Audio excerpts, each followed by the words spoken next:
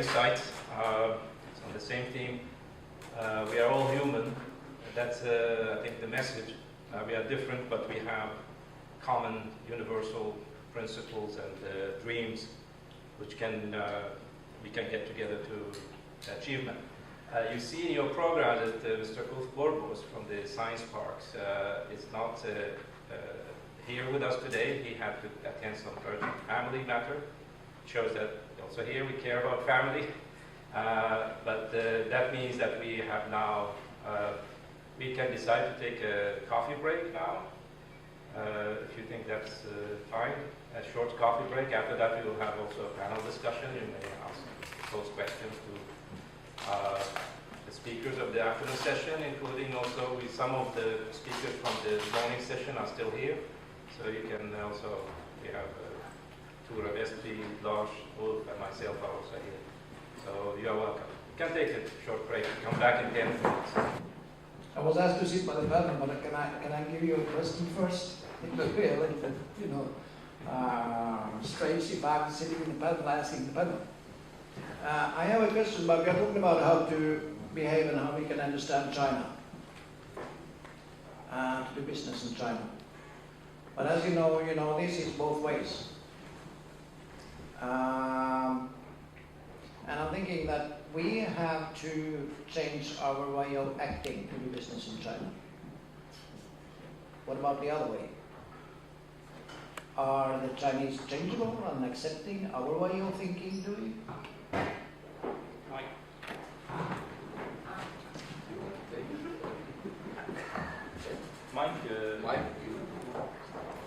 I can start. My experience is that while we see difficulties in working in China with Chinese, they see the same difficulties, but the other way around. We don't understand Chinese way of thinking, but they don't understand our way of thinking. So we need to find bridges between Sweden, Europe, and China, both ways. And this is what I'm learning. So it's not about we need to learn about them, it's the other way around. So that is why we need people that we work with that are trained to understand and knowledge. We need to help Chinese people here to understand our way of thinking, doing, behaving. That is very much different. I would say the same way. Jasmine, what would you comment on this? I would say Chinese are very pragmatic. Many times we don't know whether this is right or wrong. Then from our research project, the symbiotic business model, we also see that Chinese government carry out experiment together with business sector together, and then sometimes we run too fast. Then we say, guys, wrong direction. Then government can adjust. Sometimes quicker, sometimes slower. But this is the Chinese government way. We do it, and then we correct, we modify on the way. This is the Chinese approach. So Chinese are very pragmatic. When they come to the Western context, we have been bringing the VP, right, of the Chinese company for a business tour in Sweden. They are Chinese companies' internationalization process is just started, right? So Chinese business people are learning. They are willing to learn, but sometimes the culture difference exists as a place they don't even aware of. So it was during we were visiting a Swedish company, the VP of government. Then the CEO of the Swedish company asked a question to the Chinese side. Then the Chinese VP asked his team directly to discuss how to answer this question without notifying the Swedish side. Please, this question I have to discuss with my colleague, and then I can give you a better answer. Now he just directly talking Chinese to the colleague and going on some time. Then the Swedish CEO was, what is going on? Then I saw it, I said, he's asking his Chinese to get colleague to get data to give you better answer. So this is an illustration that we are just started internationalization process and working in the international collaboration and context. So many times probably we are not experienced. Here, I mean Chinese business people are not experienced in the international arena yet. we are developing and learning, but we can make mistakes.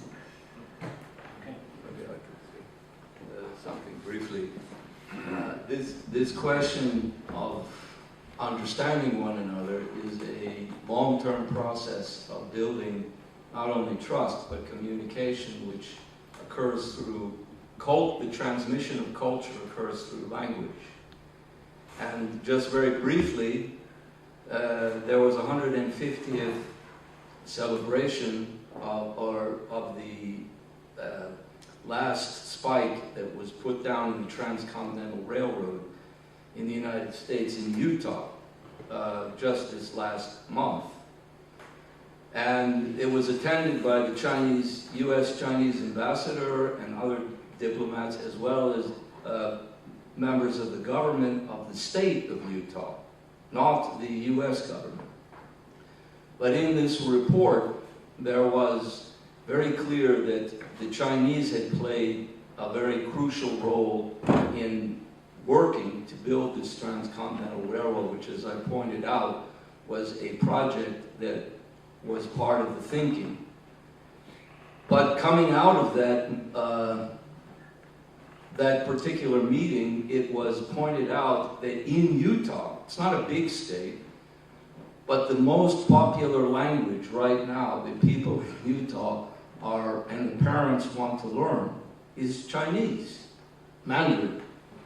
Now, you wouldn't know that if you hear how the neocons want to close all the Confucius institutes and so forth. So among normal people, there is an understanding that to build bridges, we have to communicate and build cultural links. So I would just add that. Thank you. Can I add one thing? Working with Chinese in China, I learned that we need to have interpreters because so few speak English. And then when you interpret, it's not only about interpreting words, sentences, it's about interpreting context and culture barriers, which is more complicated. That means the interpreters need to know much more than language. And this is a mistake we do in the West. We take young people, good English speaking, we put them in and say, oh, you are good in English, you can be the interpreter. And one day we were sitting in a meeting with the president of one university, and we had a discussion. Jasmine was helping our side, and the Chinese side had another interpreter. And then after about half an hour, Jasmine came close to me and said, she's only translating about 50% of what you say. That means 50% of what I say is being lost. It took me 5 minutes to change discussion in a way that we could put Jasmine as an interpreter for both sides. We had a seminar of 6 Swedish senior professors and the same from the Chinese side. And we took in professional interpreters to have high quality interpreting situation. And Jasmine came to me after half a day session. They don't work. There's very low quality interpretation. Then we had to take them aside and put in her colleague as market teachers, because then quality of interpretation was much improved. So you need to be aware of that this is a complicated issue. You need to work with people that you can trust, and they can tell you that there is a problem to handle. That is also part of that issue. All right, thank you. Any other questions?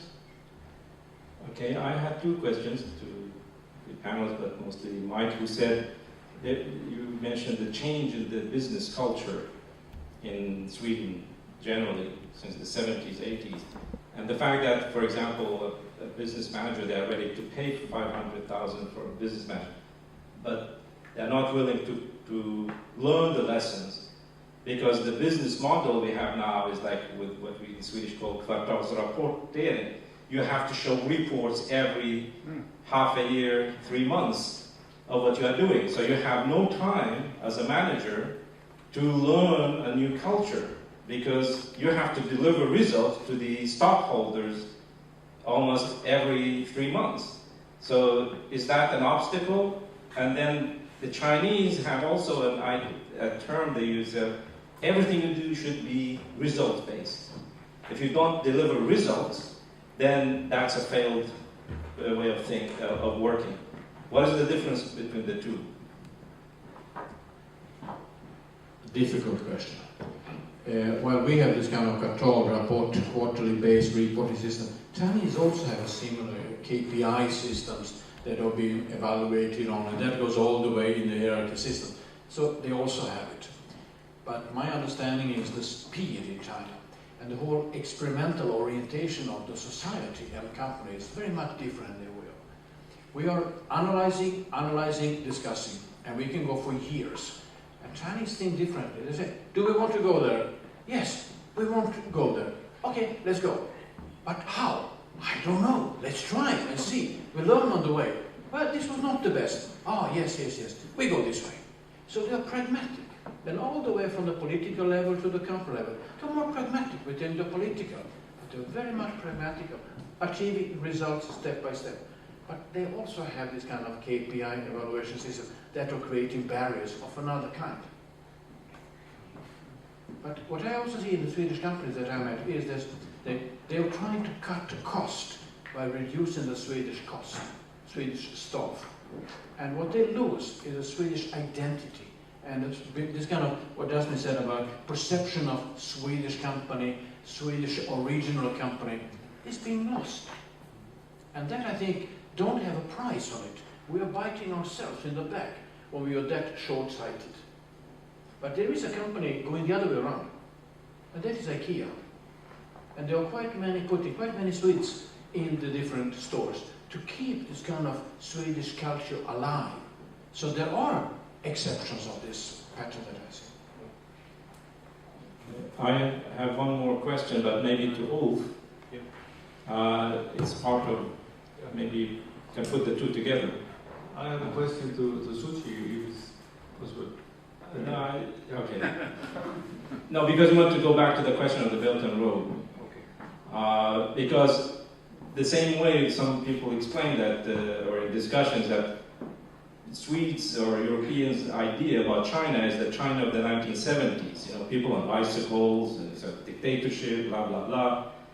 But also I think people have, both here, but also the Chinese, and I know from Arabs, Iraqis, and Africans, they have the idea that China, Sweden and Europe is the same as the Sweden of the 70s. Everything works, the trains run on time, they have the best healthcare system, you know, they have the best education system. But when you talk to Swedes, or you listen to Swedish politicians when they're election campaigns, the trains never go on time, the infrastructure is collapsing, the electricity is not going to be enough for everybody starting from this summer. We have electricity shortages in Sweden. The healthcare system has collapsed already in Sweden. The education system, most of it, which is not privately financed for rich families, has already collapsed. So there's the similar situation, but the opposite way, how we see. So the question of, as you said, Ulf, that the question of joining the Belt and Road is not simply helping Africa or helping China build railways somewhere else. We have deep, deep problems here. We need to revive something. What is that? Well, absolutely. There's a lot to say about that because Sweden has this tremendous problems of collapse, and we every time the Chinese delegations come here, everyone speaks about how good Sweden is, how good technology, everything like this. But the Chinese are not told that they are actually needed to help out to bring Sweden back to its senses, because Sweden has a policy now which is very, very hostile to all kinds of nations in the world. We have a kind of imperialistic idea about culture, about foreign aid, and we are dictating to one country after the other what they should do and not do, especially about human rights and things like that. And environment. So this kind of things is destroying our possibility to have real contact with other nations. And actually, it seems that the media, the politicians, they think these things are more important to appeal to the population and to the media than to really fight for real development and for trust in other peoples. So in that way, we have a huge problem here in Sweden to to reshape the discussion into the real development of people. And as the ambassador said here, the hunger question, people having no food, that's the first thing, human right issue. If you have no food, why should you have a pencil? Why should you have any other human rights? Because the only thing you can think about is to get food the next hour, so otherwise you die. So this is a huge human rights issue that China is intervening to solve. And they are in this way champions of human rights. And then all the time we have these complaints about human rights in China all the time. Actually, we in Sweden are taking part in British and American and other Western support of terrorist operations that is going into different countries. Like as I said, we are supporting the rebellion in Syria with jihadists. And they are in Syria. These people, the jihad, are training the Xinjiang rebels who are doing terrorism in China. So we are at the same time supporting the human rights violations and creating a catastrophe of civil war situation in China. At the same time, we complain about human rights situation in China. From student perspective, at that time, we outside of the academic schedule, we also discussed about several things that we found in China. Since we are coming from different countries, so we try to compare from German, Indonesia, Colombia, and also Sweden at that time. I think when it comes to collaboration between Sweden and China, it needs to be done in all levels, not only from academic or education, but also in the more higher level on that. Because let's say that I came here to Sweden, also it's under the cooperation between Sweden and Indonesia, bilateral cooperation between them. So from that perspective, I could also go back home to Indonesia and share about my experience in Sweden. So those activity also needed from higher level, but from university level, I would say that more exchange are needed and maybe also longer term. Because in 2 months, we got quite a good experience, but actually I think we need more. The good thing about that program as well, that Professor Mike let us to go for a week to wherever that we want. So 6 weeks of academic courses, activities. Then 1 week we can go to travel to any kind of cities or any cultures, anything that we want to see. But then we come back to share what actually we found for that 1 week in China. And then we kind of share our perspective that is different from each other's. One thing that I can share that maybe I also saw that my German friends, they tend to go separately by themselves.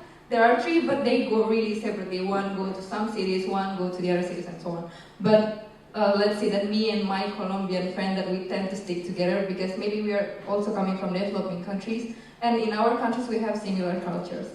And at the end, we share that to our group, but we didn't really share much to Chinese students because our program was only for HALMSTAD university students at that time. So the point is, the conclusion is, I think we need more exchange, and not only in HALMSTAD University, but also in the other universities. That would help. Yeah, I hope that answered. I can add one little thing. This program we developed that we bring students to China, it is based on this kind of insight that doesn't matter how much you read here in Sweden about China, doesn't matter how many movies you watch, you don't understand what China is until you come to China. And you have to spend some time to grasp it, to feel it, to experience. And you need to be with Chinese, you need to eat Chinese food, talk with Chinese people, to really understand what is China about. And this is why I bring them for 2 months, training them, doing business in China. One course, another course is innovation management of technology, because China has become one of the leading nations in innovation and technology management. And the third one, Mandarin, because the language is the bridge between cultures. After some weeks, they start to understand. Yes, they need to be there to understand. Okay. Then Alex can ask this question. Actually, I was supporting Mike to carry out this program. At the summer meeting, I think the German students mentioned, before they come to China, they think of China as market. But after the trip, they perceive China as partner, potential partners that can work together. So before they were thinking, what can Europeans to bring things to sell into China? And after the trip, they realized, okay, they have developed so much in this field and that field. What can we do together with them? So they start to perceive China as a partner, and also they feel that what they see and they experience in China is so different from what they heard from the media when they're back home. Yeah. Yes, my name is Alex, and I have two questions. First, very good discussion, and I agree with Jasmine that China, in many cases, are a big market, but at the same time, it's more than a big market. And we talk a lot about innovation here, and I also studied at HALMSTAD University 9 years ago, and I took the master program in innovation. At that time, 9 years ago, innovation is a phrase that didn't really exist in China. And entrepreneurship was also at that time very new in China. But if we look at China today, both innovation and entrepreneurship are very popular. So the country is changing. My question is, first question is, from the industry perspective, what do you see from European industry company, which are very good in technology and innovation? How do they cooperate with China today? What is the status from a general perspective? I will ask my second question later. One experience I got over the years is that if you look at how Chinese are developing Chinese industry, the first step is quite common. That is copy. That's the first step. They copy in different ways what they found in the West, because this is good and we have been leading. The second step is collaborative approach. That means they find partners in Europe, America, and start to collaborate. But now what we see more and more is indigenous development. They are becoming good. They are knowledgeable, so they can move the technology to the next level. But still, they want to collaborate, because together they can create even more value than on their own. So collaboration is what they're looking for. But what I also see is that Western companies have a tendency to sell licenses that are from yesterday. They keep the latest one for themselves, and they lock out Chinese companies from the European market to keep it for themselves. Chinese know that when they buy licensing from the Western companies, they always get the licenses from yesterday, not what is the most advanced today. And that is why Chinese companies more and more are developing skills to go on their own, because you only can take the lead in the world if you have the development capabilities. And that is what I see. More and more is moving in that direction. Large companies like Apple and others are putting R&D centers in China to come close to the market, but also to link themselves to all those huge number of universities and science parks, because they are booming in technology development. That cannot be done outside China. Only in Shanghai you have more than 70 universities and almost 80 science parks and incubators. One of those more than 800 companies. So those kind of areas are booming, that we don't really understand what is going on. We still think we are the leading one, and we still are in many areas, but they're catching up. In some areas they're bypassing 5G, for example, artificial intelligence. I can mention others. So if we don't start to collaborate with Chinese to jointly develop those technologies, I'm really afraid that we will lose at the end of the day. Next question. Some more Well, I think that's also answering a little bit the question you're saying to me, that we need the Swedish cooperation with China, because we have a problem that we have a culture that the youth is not interested in technology in that more. They're more interested in the mellow festival and the music and all kinds of things, the computer games and things like that. So they're not really having a culture for science, for development, like we have in China now. So what we need is to catch up with that, because if we don't, if we have such a culture, we are not able to compete with innovation development in China. So we absolutely need to cooperate with China to be in the forefront of the technologies. So there are several ways we need to cooperate with China. I mean, also for infrastructure, for development, and also especially to come back to basics. And then we have a huge potential in Sweden with all the immigrants here, because the Belt and Road is a revolution in the world of the third world. The third world had a fight against colonialism, they had a fight for freedom and for development, get out of poverty and get economic development. And this is what the Belt and Road is. It has kind of taken the whole old movement on the non-aligned movement of the fight against colonialism and for development and brought it into the umbrella of the Belt and Road. And that means that every nation who are here as refugees, they could be partners in joining into development of Africa, South America, Asia, with Swedish companies. So we have a huge opportunity to unleash this enormous potential we have in the Swedish population today of all the culture connections we have. And Belt and Road could help us in that. Okay, thank you, Mike and Ulf, for the answer. And I think it's very good answers, and especially from the Ulf part, I very agree that we can do a lot of initiatives, and the initiative today is very good. My second question is, I am helping a lot of Chinese company to establish a business relationship with a Swedish company. And my feeling so far right now is a lot of Swedish company, especially in high level, a little bit, they have kind of stereotype of the old China, as we mentioned here, and also they're a little bit afraid when it comes to security, when it comes to a lot of things when cooperating with Chinese companies. And we all would like to contribute that. And do you have any advices here that's helping those Chinese companies do a better job in my to do with, for example, with Swedish companies? I spend about 2-3 months in Shanghai every year, and we are discussing with several institutions and science park in Shanghai.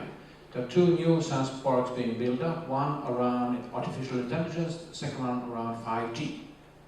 And we know the China is taking the lead. 2 weeks ago, I talked to one company, quite one of the best we have in the country, about data communication, and I talked to the CEO about the request they have forwarded to me. If there are Swedish companies interested to set up activities in the science parks in Shanghai, together with Chinese companies, to develop technology, but also to boost up their products through collaboration. And they said, well, Mike, this is interesting, but you see, we collaborate with Ericsson. We don't dare to collaborate with Chinese in 5G. It's very, very sensitive. So they are afraid. On that I agree completely what you say, Alex. But my advice would be, if Chinese companies approach the Swedish companies directly, I think they will be even more afraid.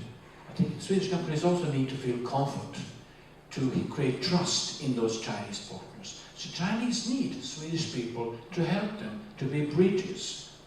As well as I learned from Jasmine and other colleagues in Shanghai, Chinese companies also need these kind of bridges to create trust and comfort.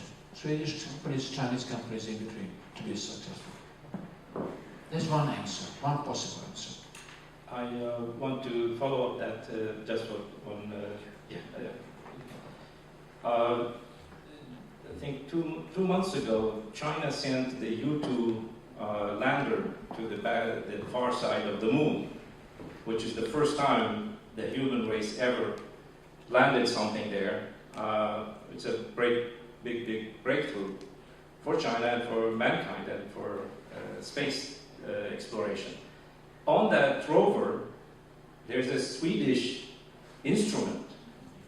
So the Chinese allowed a Swedish technologist from, I think a researcher from S-Wing in Kiruna, from the Swedish, to have a component on YouTube. It analyzes, I think, the soil on that part of the moon. Now, it's a known issue that the Chinese space program, part of their exploration of the moon is to mine helium-3, which is abundant on the surface of the moon. And helium-3 is a perfect fuel for fusion power generation, and few amounts of that can provide free energy for all mankind for decades. But the issue, which we go back to this, people are afraid, so China had no problem placing a Swedish device, a country which is openly hostile to China, and we have policymakers and military researchers who say China is a big danger, Chinese companies are potentially spies. Chinese students in Sweden are also potentially spies because they are required to work with the authorities. But look at the irony that China allows one of its most sensitive operations to be integrated into a Swedish component. Now that this is there are people here in Sweden, because the question is not what companies can do. The problem is that the attitude of Sweden should change. We have unjustified, unfounded description of China by so-called experts and think tankers and some people in the media, which has absolutely nothing to do with reality. And that makes people terrified because it's like some sort of a McCarthyism. If you're positive to China, if you work with China, you are potentially a problematic person. And if you happen to be Chinese, that's even worse. You are maybe a spy. But it's that kind of policy, that kind of attitude among politicians and the media and think tankers that has to change. Of course, as Steve said, this is, and Thore said, this is part of the whole Western NATO geopolitical problem. But it's very important that we point out to and say correctly where the problem is, because people in companies, scientific researchers, they do want to work together, but then you have this political force which prevents that from happening. We have a discussion now in Sweden by people who are openly hostile to China. They say we have no real research about China. We know nothing about China. But those people mean that the government should employ them to tell what's going on in China. But those people have no idea what China. They studied in Taiwan and Japan and Hong Kong. Mostly, they maybe speak Chinese, some of them. But their idea to learn about China is as a hostile force, not to understand. But if it's a bit problematic in the sense that if you, like we have 349 parliamentarians, we can't send them to China to understand how China works, or the majority of journalists. But isn't there a need to have a real China study, some sort of a center which is not, biased in a sense to the Swedish establishment of the NATO, nor to China, to have a true research, because it's logistically very difficult to bring everybody to China to understand that. If you want to answer that question, maybe after Thore. Yeah. Well, I'd like to make it. Can I be in the panel now? Yes.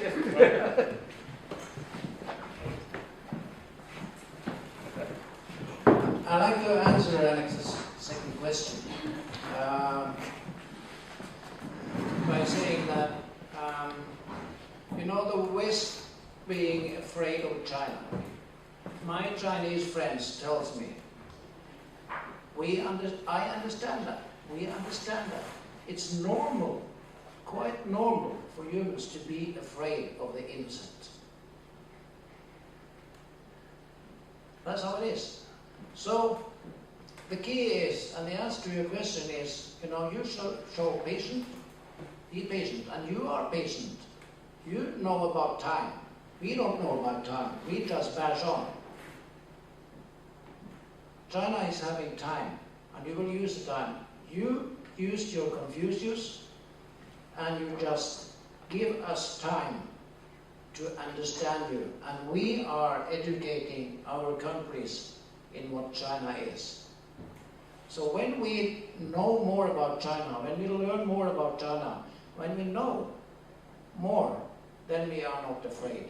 It's quite normal to be afraid of what we don't know about.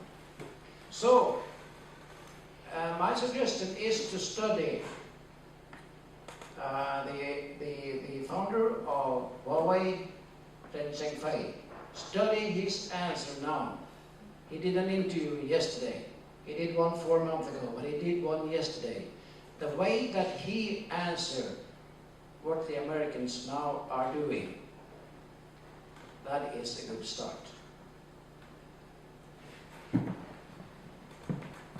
Yeah, I just, I mean, Hussein made the bulk of it.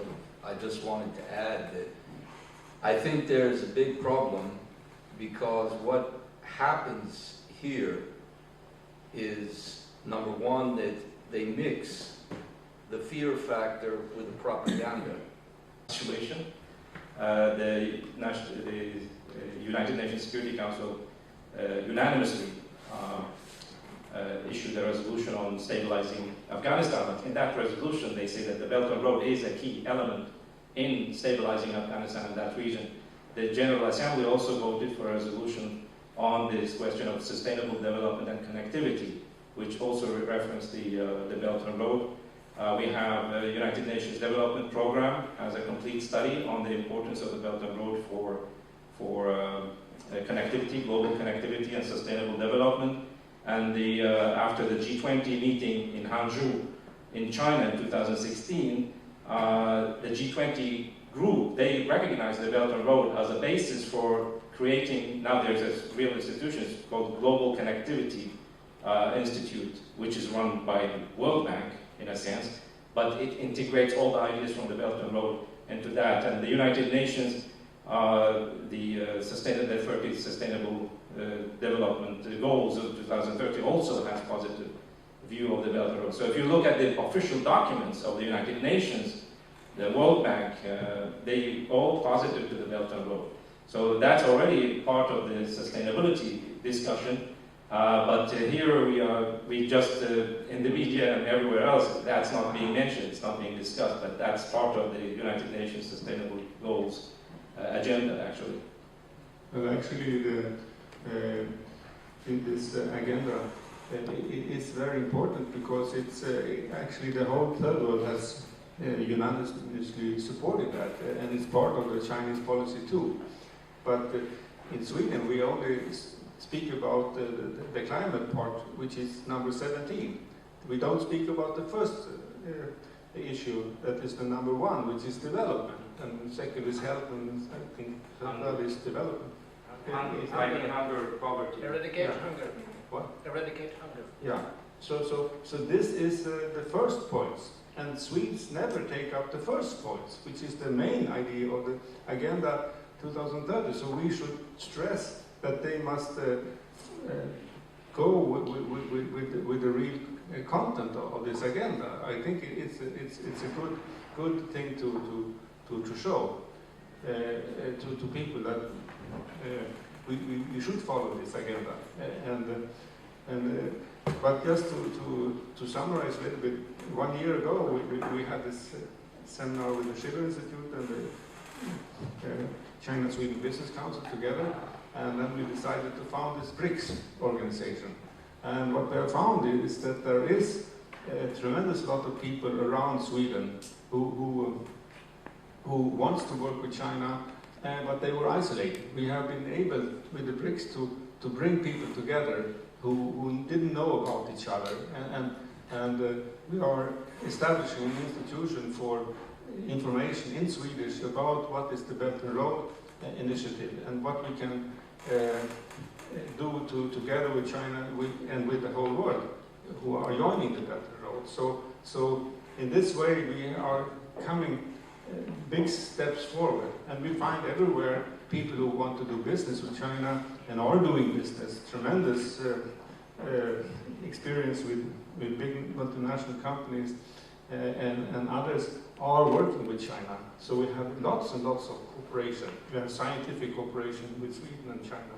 I think Suci said that she wanted to say something before Ulf started, so yeah, you can.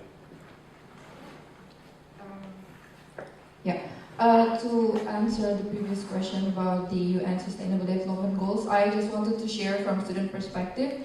I remember last year I went to Chalmers University, and there was an event under Swedish financial agency called Finova. They are basically now trying to give finance to several startups that really concentrate on UN Sustainable Development Goals. I remember that there were several speakers that most of them are Swedish entrepreneurs, and they, some of them, I remember one company that they are working towards peer-to-peer lending, but they are focusing more to invest on solar panel in Africa. And also there also another startup that they are trying to help farmers to build some apps that can help the farmers to try to forecast the weather. And they are already cover several developing countries, I think, and that's also including China. So I think the movement or the action from Swedish people are actually already there, but it's still on a small scale, and it's obviously towards the UN Sustainable Development Goals as well. But again, in the higher level, from the political people and parties, they should really support that so it could reach even bigger target later. So yeah, that's. All right, a voice from the future, young people. With that, we conclude this forum, the second Belt and Road Forum.